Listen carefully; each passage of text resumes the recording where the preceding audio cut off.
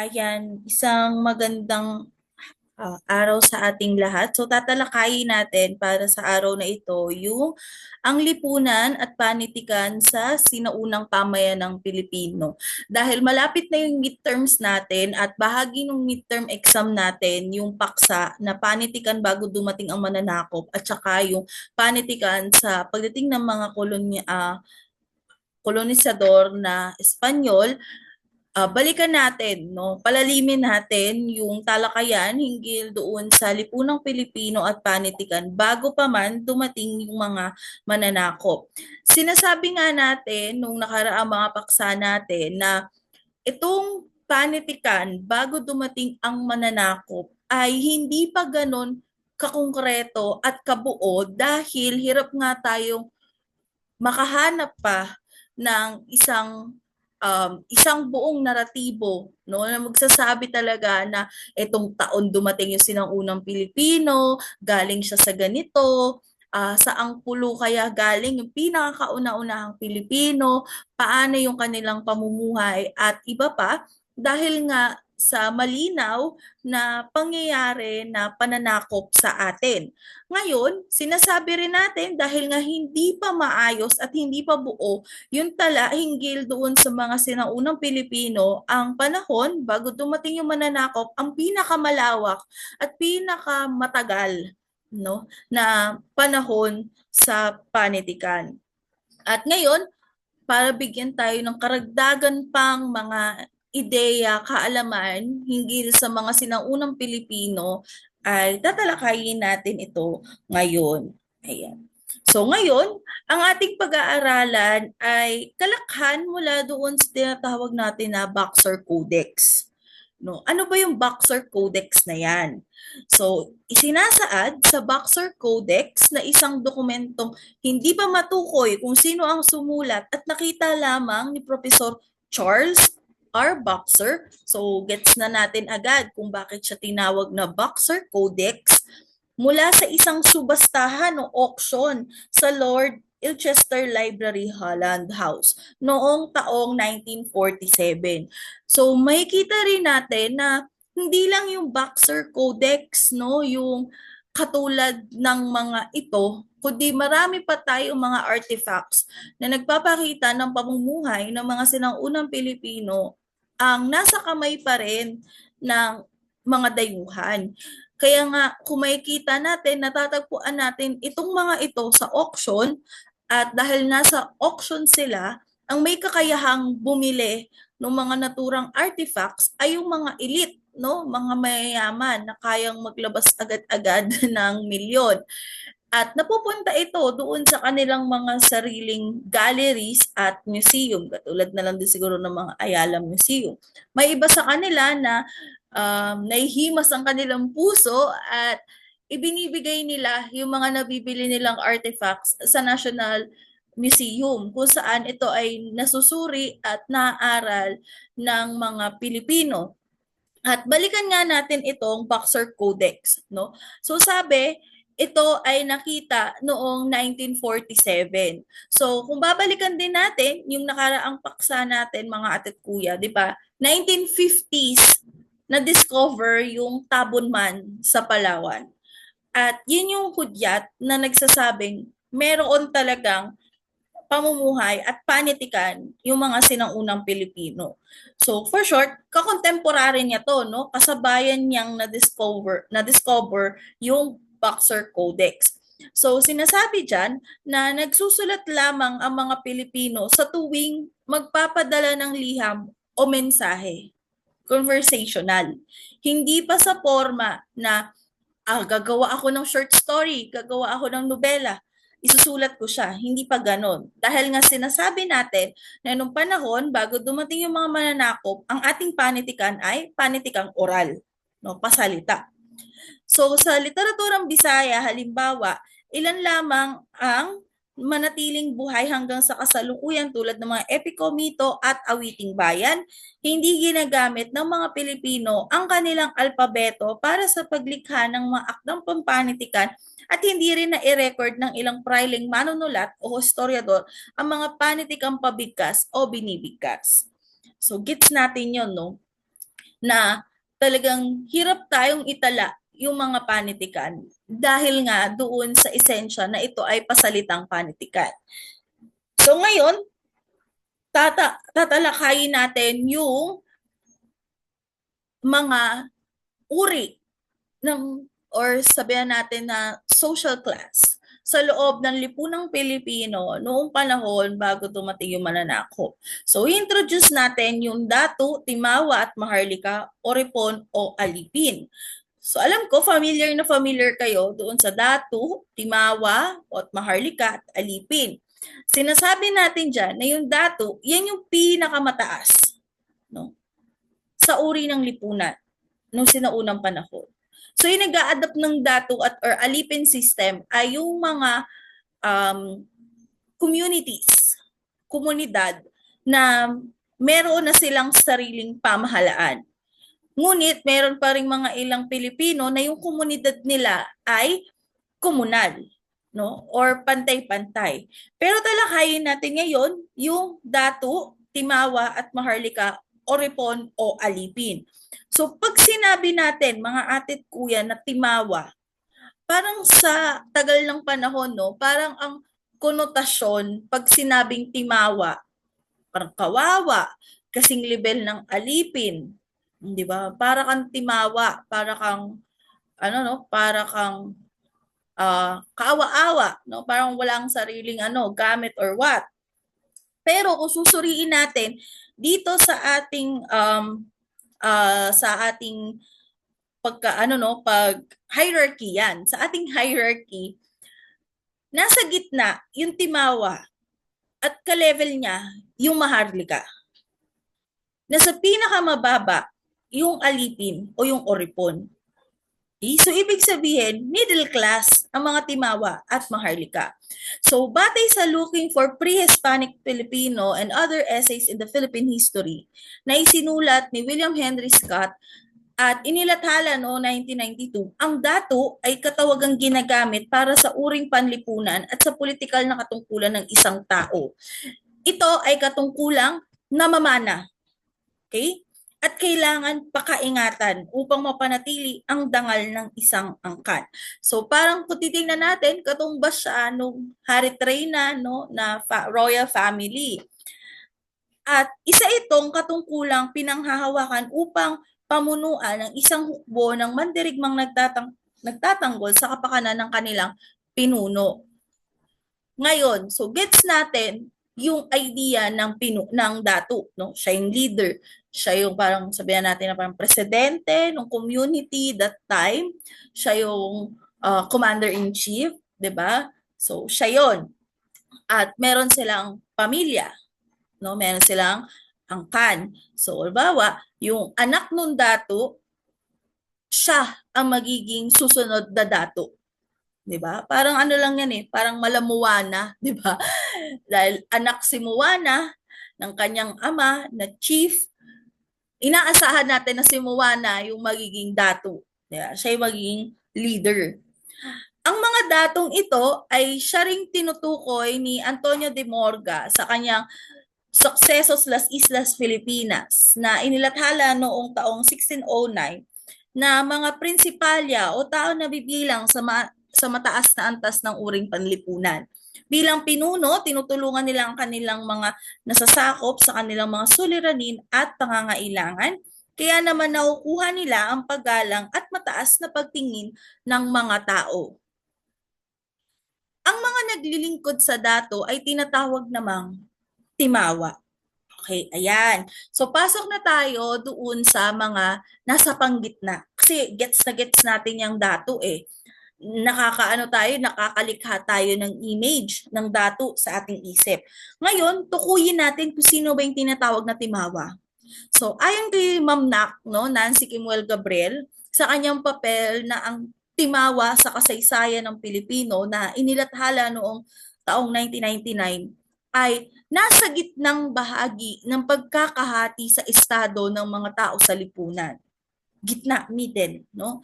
Hindi lamang sila alalay o alabay, kundi katuwang din ng datu sa pakikipagdigma. Sila rin ang tumitikim muna ng alak upang malaman kung may lason ba ito bago inumin ng dato.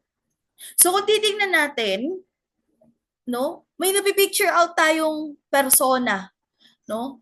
Sila yung nakikita natin doon sa mga palabas na bago uminom yung hari, may titikim muna sa alak. Sila yung mga faithful servant kung tawagin, kanang kamay, 'di ba? Hindi sila basta-basta, no? Sila ang nag-aalaga rin sa mga dato, sa mga hari at reyna. Sila ang timawa. So sa mga Tagalog, ayon kay Scott, ang ikalawang antas ng panlipunang estado ay nahati sa dalawa. Meron tayong timawa at maharlika. Tandaan, ang timawa at maharlika ay magkatumbas. Magkasing level lang. Okay? Ang timawa ay nagsisilbi sa pamamagitan ng pagsasaka at pangingisda. Ang maharlika naman ang namamahala sa serbisyong militar na pandagat. Ang kaibahan nila sa mga timawa ay ang kanilang tungkuling magbayad ng tributo. So ngayon, no, kaya pala nung araw, 'di ba? Naririnig natin yung katawagang dugong maharlika.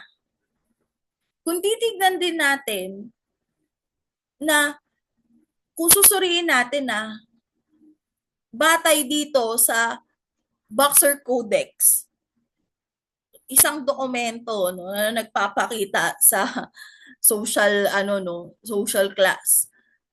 Hindi ka ba pala talaga ganun kayaman? Hindi pa ikaw ang dugong dato. Kung hindi, isa kang maharlika na kasing pantay ng timawa.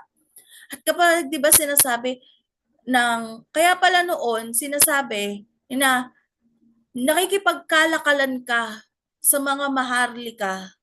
'Di ba? May mga tala na nakipagkalakalan sa mga maharlika ng Cebu. Ibig sabihin, kaya ka pala nakikipagkalakalan sa mga maharlika ng Cebu. Kasi nga naman pala, yung mga maharlika, sila yung merong hawak sa serbisyong militar na pandagat.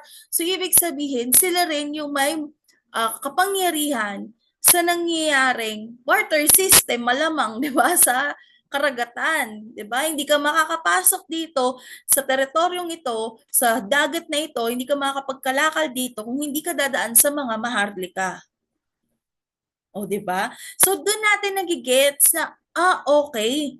Kaya pala ito yung katawagan. Kaya pala ito yung naratibo. Kaya pala ito yung kwento.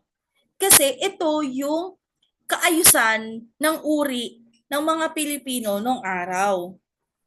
So ang timawa at maharlika ay nabibilang sa isang saray lamang.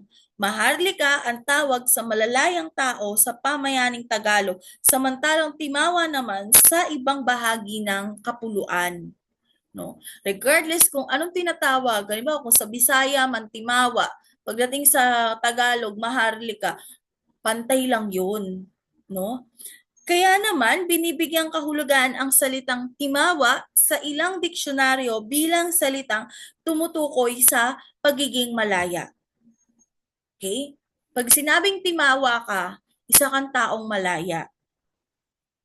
Okay? Mayroon kang sariling desisyon para sa iyong sarili, mayroon kang pagpili, marunong kang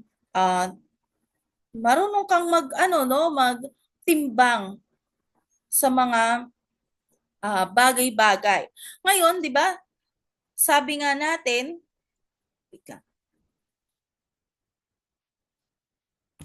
sabi nga natin, 'di ba, na kung titignan natin at kung titimbangin natin, ang mga Pilipino, wala talaga silang konsepto ng kalayaan nung araw.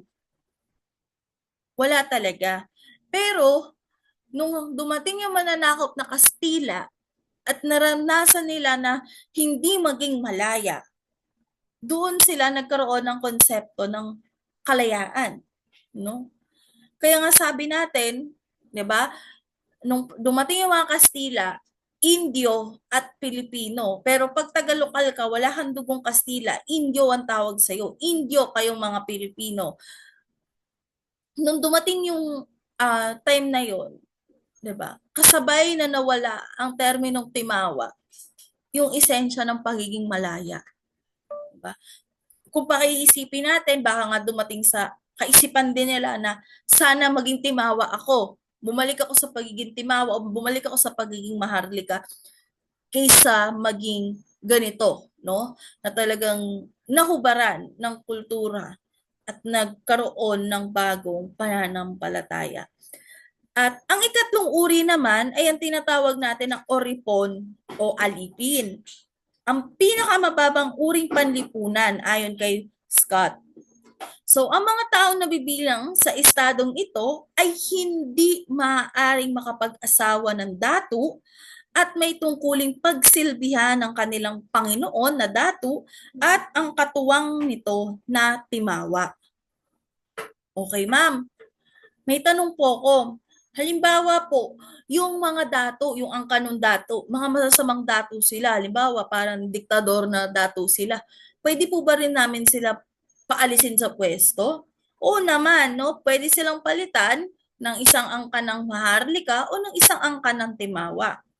Ma'am, halimbawa ako, yung magulang ko parehas alipin. Tapos pinanganak ako.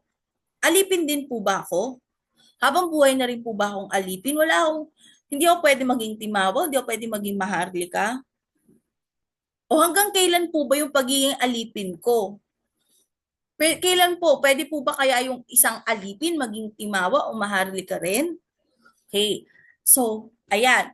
Bakit nga ba may alipin? Yun yung katanungan natin eh. Bakit may alipin? So, ano yung alipin? So, nabanggit naman ni Morgan na may mga uri ng alipin. So, ito nga yung tinalakay natin dati, di ba?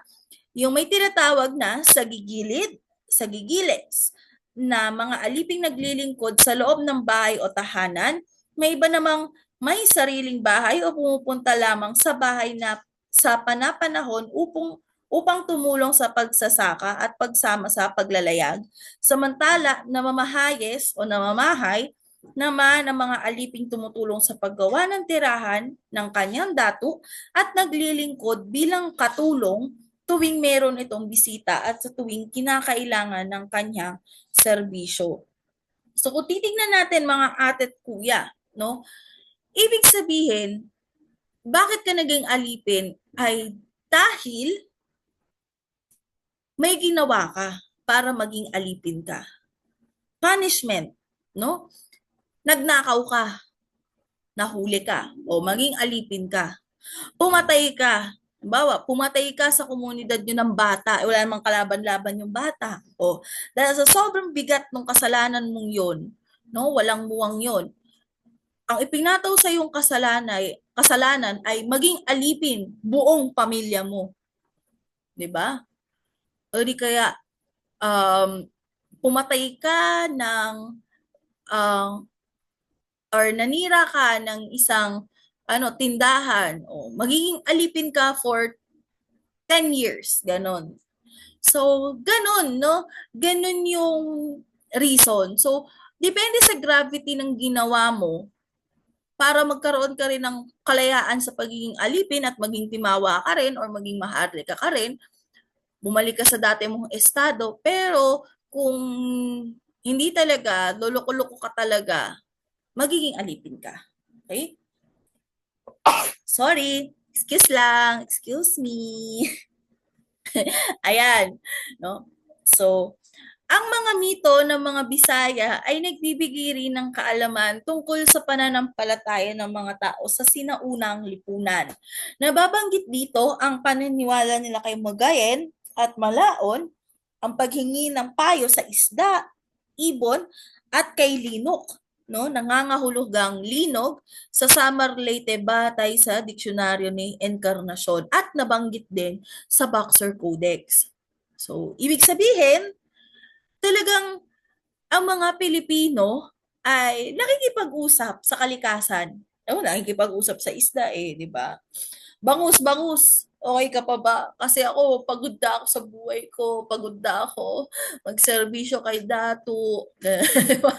Bali nyo, di ba? Kasi di ba sabi, nagsusulat lang sila kapag nakikipagkomunikasyon. Sabi din dito, nanghihingi ng payo sa isda. sa ibon. O, ibig sabihin, nangihingi talaga ng tulong kay nature. 'Di ba? So, ang mga Tagalog naman na tinatawag na Moro sa Boxer Codex. Okay, discuss natin to, Moro.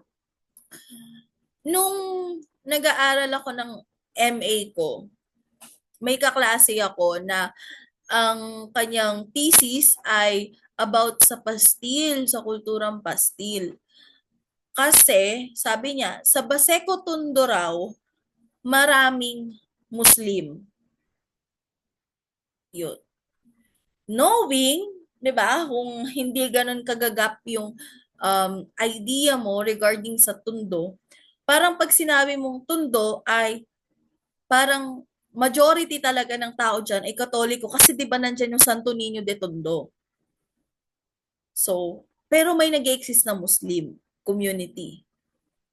Ang tanong no, ng nakararami, sino ang nauna sa lupain ng Kamaynilaan? Sino ang naunang manirahan sa Maynila? Katoliko o Muslim? So, sinagot ng Boxer Codex. Sabi ng Boxer Codex, ang tawag niya sa mga Tagalog ay Moro. At itong mga Moro ay naniniwala sa mga Diyos na itinuturing nilang likha ng kanilang mga ninuno. Moro. Okay? So, sino-sino yung mga kanilang mga Diyos? Lakan Bako, Diyos ng prutas sa daigdig, Lakan Pati, pinag-aalay ng sakripisyo para sa pagkain, at mga salita, no? Hinihinga ng tubig para sa kanilang mga palayan at sa pangingisda para sa masaganang huli. Si Batata, isang ibong kulay dilaw at naninirahan sa kabundukan. At meron silang sinasamba, si Bathala. Si Bathala ay isang malaking ibong kulay asul naman, no, na sinasamba ng mga Moro o Tagalog.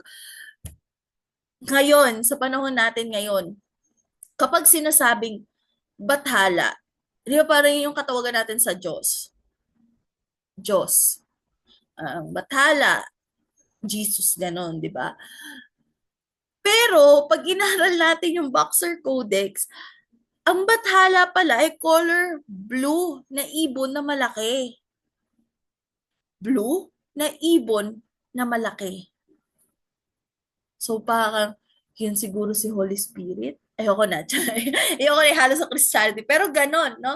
So, siguro nakikita nila ito madalas, pag-alagala, color blue, ang ganda-ganda. Kaya sinasamba nila at tinawag si Bathala. So, itinuturing din nilang Panginoon ang buwan para sa kanila ay nagkakaloob ng buhay at kayamanan. Ayon sa kanilang karanasan, ilang pagkakataon na itong nagkaloob sa kanila ng mahabang buhay. Okay, mula ulit sa dokumentong Boxer Codex. Familiar kayo dun sa alamat ng Bakunawa? Bakunawa. So, di ba, sabi dun sa alamat ng Bakunawa, meron daw tayong 7 buwan. 7 moons. Meron talaga tayong 7 moons.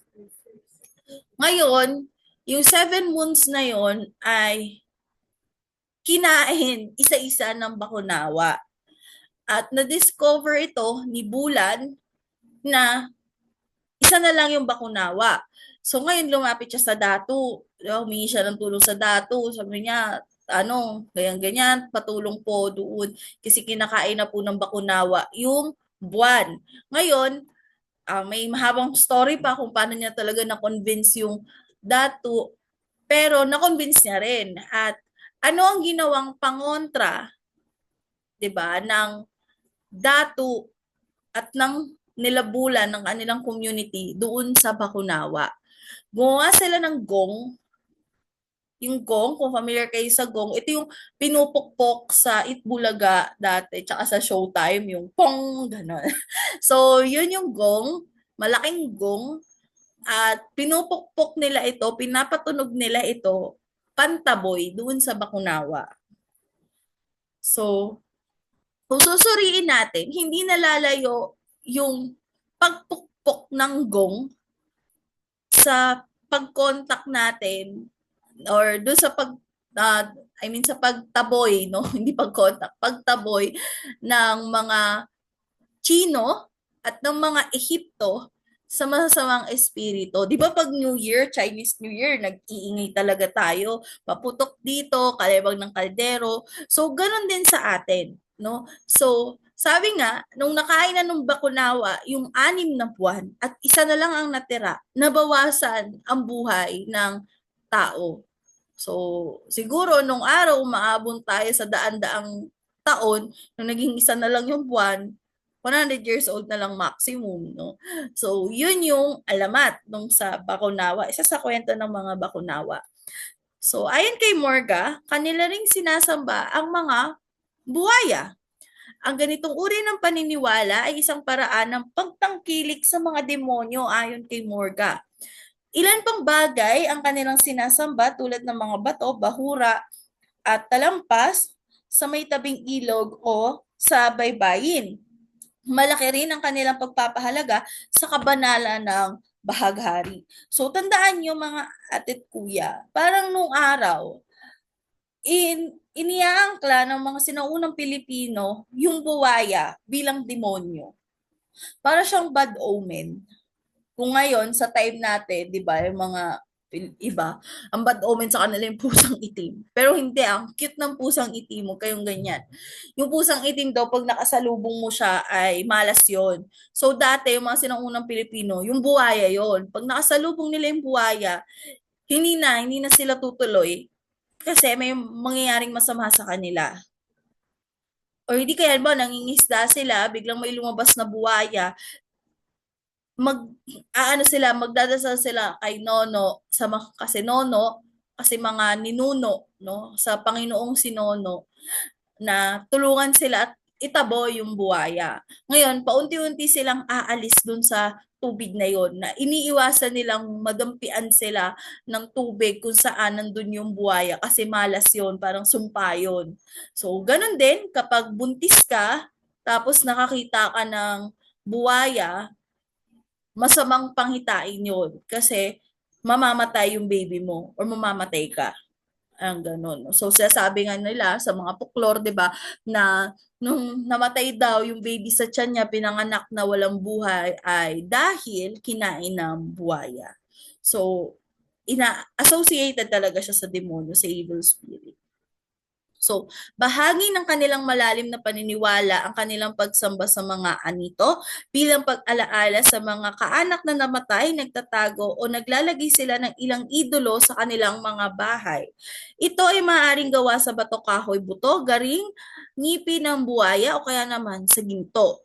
Tinatawag nila itong larawan. Okay? So, yung word na larawan, akala natin ay nagawa lang siya or nalikha lang siya nung sabihin natin panahon ng Kastila. Pero ang word na larawan pala ay galing pa sa mga sinang-unang Pilipino na ang katuturan ay idolo, imahen o estatwa. So lahat ng nakikita natin mga anito, bulul, no, mga yan, ang tawag nila dyan ay larawan. Dito sila nananalangin upang humingi ng kanilang mga pangangailangan at upang mag-alay ng kanilang sakripisyo. At sabi nga ni Chirino, isa raw itong barbarikong kawain. So wala tayong aasahan sa mga Westerns pag tumingin sila sa ating traditions. So malaki ang tungkulin ng babaylan sa larangan ng relihiyon ng mga sinangunang Pilipino. At isinalaysay ito ni Dr. Salazar sa kanyang papel na Ang Babaylan sa Kasaysayan ng Pilipinas na inilathala noong 1999. Ang iba't ibang ritual na isinasagawa ng babaylan tulad sa agrikultura. Malaking tulong no, sa pagpapayaman ng panitikan ang mga babaylan. At malaki rin ang kanilang naging papel sa paglikha or pagpapaunlad ng ekonomiya ng isang komunidad. Ang babaylan kasi ay isang tungkulin. Subalit, karamihan sa gumagawa ng tungkulang ito ay mga babae. Ngunit nabanggit sa Boxer Codex na may ilang lalaking babaylan na tinatawag nilang ayog o ayuguin. Ang mga ito na tinatawag naman ng mga Tagalog na Katalona ay nag-aalay ng dasal, pagkain at inumin upang hilingin sa kanilang mga Panginoon ang paggaling ng isang taong may sakit. Kaya nga kung susuriin natin, 'di ba, sa mga napapanood natin nung araw, 'di ba, sa kila Pedro Penduko, diba, meron silang mga manggagamot, tawag nila mga kepweng daw, gano'n, na yung naggagamot, yung nanghihilot, yung nagtataboy ng masamang espiritu ay lalaking manggagamot. 'Di ba? Pag nanonood tayo ng mga Shake, Rattle and Roll, yung mga manggagamot minsan na lalaki, kinikilala rin natin sila bilang babaylan. Ngunit ang tawag sa kanila ay ayog o katalona. Okay? So, malaki ang tungkuling ginagampanan ng babaylan sa pagpapanatili ng mayamang panitikan ng pamayanan. Siya ang namamahala sa kabuuang mitolohiya ng kanilang bayan na nag-uugnay-ugnay sa mga pamayanan o barangay noong sinang-unang panahon. Di ba sabi natin, kaya walang mahanap, di ba? Kaya walang naitala kasi oral tradition talagang sinasayaw, inaawit, pine-perform ng babaylan. At yung ginagawa ng babaylan ay nagpapalalim doon sa koneksyon, doon sa kultura ng mga sinang-unang Pilipino. Sa mitolohiyang bahagi ng kaalaman ng babaylan, no, karamihan sa mga ito ay nagpasalin-salin lamang sa pamamagitan ng salita ng tao tulad ng mga kwentong bayan na binubuo ng mito, tulad ng naibigay na halimbawa sa bahagi ng papel na ito. Alamat, salaysagin o pabula, mga karunungang bayan tulad ng sawikain, kasabihan, bugtong, palaisipan, at mga awiting bayan tulad ng kundiman o yay, kumintang at iba pa. At tatandaan natin, mga ate at kuya, mayaman ang panitikan ng ating mga ninuno. Hindi man ito na isulat, na ilabas naman nila ang kasiningang ito sa pamamagitan ng pagbigkas o pag-awit. Sinasalamin nito ang sinang-unang lipunang meron tayo. Ang mga panitikang likha ng ating ninuno ay patunay na meron tayong sariling sibilisasyon taliwas sa sinasabi ng ilang mga mananaliksik o historiador na utang natin ang kabias ng meron tayo sa ating mga mananakop. Meron na tayong sariling sistema ng pamahalaan, pananampalataya, batas o patakaran at tungkuling ginagampanan ng bawat miyembro ng pamayanan o banwa. Kaya nga hindi talaga katanggap-tanggap na sasabihin natin na be thankful sa kanila kasi ganito, ganyan, ganyan, ganyan. Sila yung nagganito, ganyan. Siguro, pero what if, 'di ba? Hindi natin pwedeng patayin yung what if. Kasi okay naman na tayo, 'di ba, nung araw. Sabi nga natin, uunlad din naman tayo sa sarili natin. Kung hindi lang talaga dumaan yung episodes of enlightenment, 'di ba? Na nagbunga ng kolonyalisasyon at pananakop at dahas. Okay? So, yun. Stop share.